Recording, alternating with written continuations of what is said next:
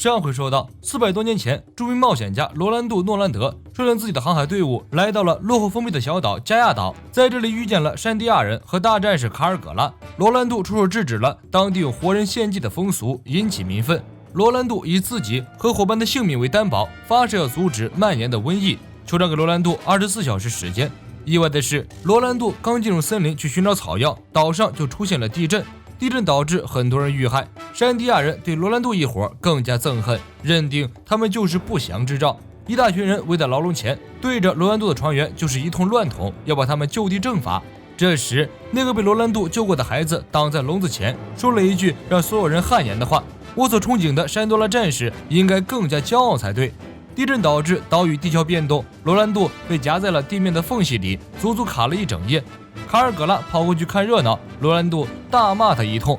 卡尔葛拉索性一屁股坐在罗兰度身边，嘲讽道：“当太阳再次西斜落下的时候，你部下的生命就要献给诸神了，我看你怎么逃出去。”罗兰度气得要死，挣扎几番，居然将压在自己身上的地基撼动。山地亚人大战士卡尔葛拉都震惊了。不过罗兰度还是没能创造奇迹。一天的时间很快又过去了，罗兰度没能从地基下爬出来。村寨里的山地亚人迫不及待地押着罗兰度的船员前往祭坛。尽管船员们苦苦哀求，但山地亚人坚定地认为，只有将这些外族人作为活祭杀死，村寨里才会归于平安。船员们和女孩一起被押上祭坛，周围响起骇人的鼓声。山地亚人嚷嚷着要将活祭们施以火刑，求得平安。罗兰度否认了山地亚人的祭祀。卡尔葛拉对着罗兰度这个外族人一顿拳打脚踢。罗兰度又气又恨，大骂山地亚人随意践踏人民的做法简直不是人类干的事儿，畜生不如。卡尔葛拉被触动到了软肋，颤抖着声音说道：“那个作为活祭被献上的女孩是我的女儿。”罗兰度震惊了，连女儿的命你都能舍弃，这是碳生物能干出来的事儿？二人大声争吵之时，一条巨蛇从森林中缓缓爬出来，它是被罗兰度砍死那条被称为卡西神的巨蛇的孩子，大概是来报仇的。在卡尔葛拉来看，这是罗兰度的报应。罗兰度知道自己命悬一线，再不和卡尔葛拉打无谓的口水仗，这时不说点什么有用的事情，自己就真的要挂了。罗兰度扯着嗓子告诉卡尔葛拉，自己的国家曾被一种叫做树热病的瘟疫夺取了10万人的性命，后来因为发现了特效药，成功阻止并治愈了树热病。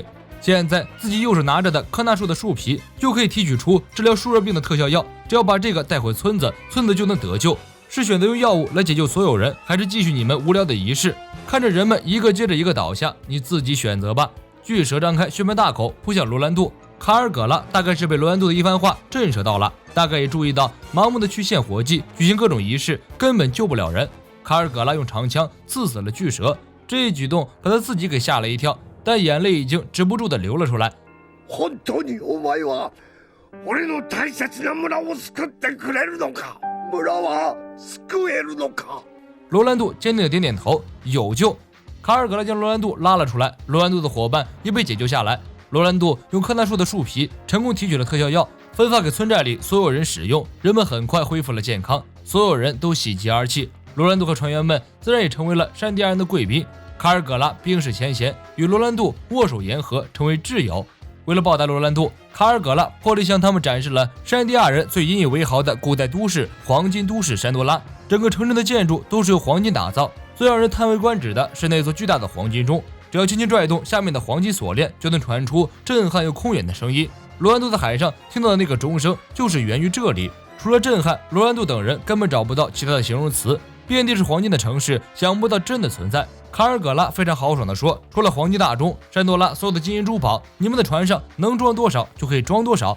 罗兰度表示有些恐慌。卡尔葛拉微微一笑，你们是救命的大恩人，区区薄礼不足挂齿。罗兰度表示很不理解，山多拉不是你们一直在守护的都市吗？卡尔葛拉说，我们确实是在守护这个城市，但我们并不是在守护黄金，而是另一个重要的东西。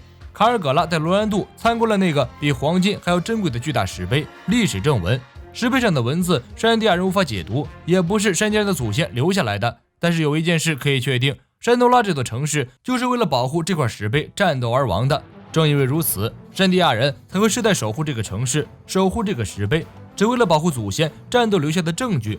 黄金钟的存在对山多拉人来说也有着重要的意义，死后升上天的祖先的灵魂，为了不让他们迷失方向，随时可以回到这片土地，山地亚人将话语寄托在钟上，并不停奏响黄金钟，告诉祖先故乡在这里。钟声夸耀着山多拉过去的辉煌与繁荣，并将这辉煌与繁荣传到大海的尽头。卡尔葛拉和山地亚人们邀请罗兰度一伙在岛上常住，就当是自己家一样，想住多久就住多久。罗兰度刚好想要继续探索岛上的森林，研究更多没见过的草药，于是就住了下来。这一住就是1个月。这1个月中，罗兰度与山地亚人相处得非常愉快。山地亚人每晚都要举行宴会来招待他们。卡尔葛拉甚至差一点将自己的女儿嫁给罗兰度。1个月之后的某一天，罗兰度和船员们从森林中探险归来，意外地发现村民们对他们的态度突然冷了下来。罗兰度私下寻找卡尔葛拉，被罗兰度救过的那个小男孩直言不讳地说道：“卡尔葛拉不想见你们，你们什么时候才走啊？”罗兰度等人十分不解，但还是选择将疑惑与不快压在心里，继续手上的工作。还有2天，他们就将岛上所有的丛林都探索完了。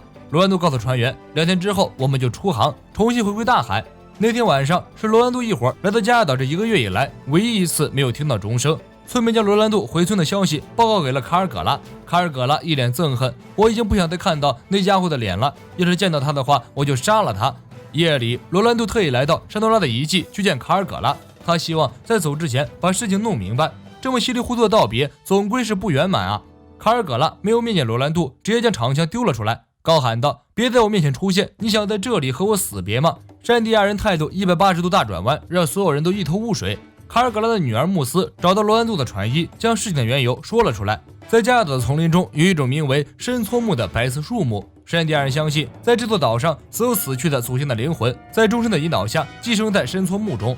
传说在山多拉时代的开始，在这座岛上出生所有的祖先都会在树中保护山地亚人。对于山地亚人而言，深搓木和生命一样尊贵，是族人守护的重要东西。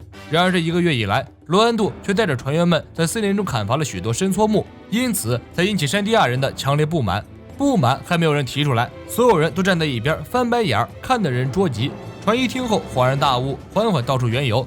罗兰度作为一个植物学家，是不会轻易去伤害植物的生命。他们之所以大量砍伐深搓木，是因为树热病这种瘟疫是可以在人和植物之间传染，人传染给树，树再传染给人。这样下去，这座小岛早晚会被毁灭。而那些白色的深搓木已经感染了瘟疫。罗兰度为了根除岛上的树热病，所以才将这些树木砍伐。船医将事情的起因结果叙述给罗兰度，罗兰度非常后悔，他只是做了自己认为对的事情，却忽略了山地亚人的感受。深搓木到底是山地亚人的一种信仰和心灵寄托，归根结底，沟通很重要。如果大家都把话说明白，也许不会是这样的结果。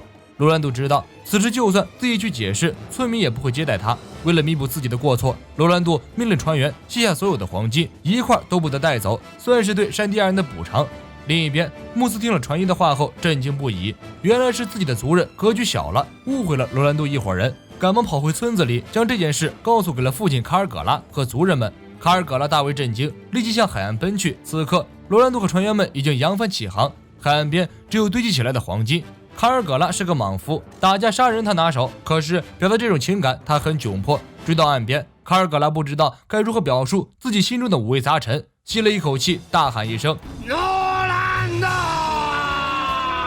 喊出了挚友的名字，卡尔葛拉的眼泪止不住地涌出眼眶，与挚友相处的日夜浮现在眼前。他咬咬牙，喊出了自己心中唯一能表达所有情感的话：“诺兰德，我会在风雨中敲钟，等你回来。总有一天我们会再见的，挚友。”黄金钟空旷震撼的钟声在岛上响了起来。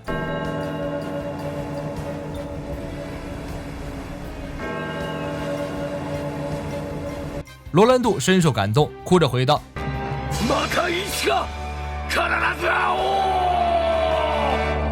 而这一别就是永远。”罗兰度携船员回到北海的卢布尼克王国，向人们讲述自己的传奇冒险。因为罗兰度的冒险经历太过天方夜谭，人们不知真假，只当作是茶余饭后的消遣故事。某一天，罗兰度航行回来，向国王汇报了关于黄金都市山多拉的见闻。万万没想到，这次的日常汇报断送了罗兰度的一生。5年后，玛丽乔亚批准了卢布尼尔王国进入伟大航路，国王率兵亲自随罗兰度去寻找山多拉。在罗兰度的船队到达加亚岛的前1年，上升海流分裂了加亚岛，将岛的一半冲上了天空。国王没有找到黄金都市，以欺君之罪判处罗兰度死刑。不仅如此，国王还告诉国民，罗兰度是个大骗子，他所有的冒险都是假的。罗兰度在临死前听到的是整个国家的国民的谩骂声：骗子，大骗子。